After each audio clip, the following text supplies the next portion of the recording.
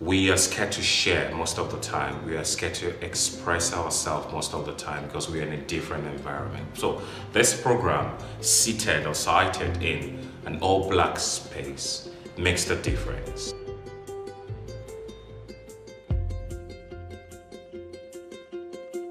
I think this is the major knowledge I'm going home with. And no matter the degree I come out, even if I come out with third class, I know that yes, I've really gone to school.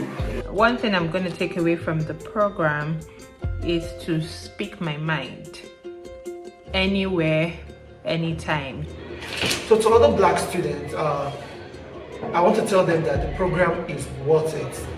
It is worth it. I need to repeat that again. It is worth it. The environment kind of gives you room to flourish and to kind of let go of your well, personally for me, mostly insecurities is what I would say, and just be free and just be your authentic self.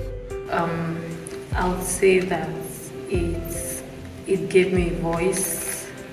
It gave me a voice. It's been an amazing way to interact with people, get to hear other people's story, also help me become even better, within my stay at the university. So it's been fun. I think it's one of the most fun things, so far in my university journey.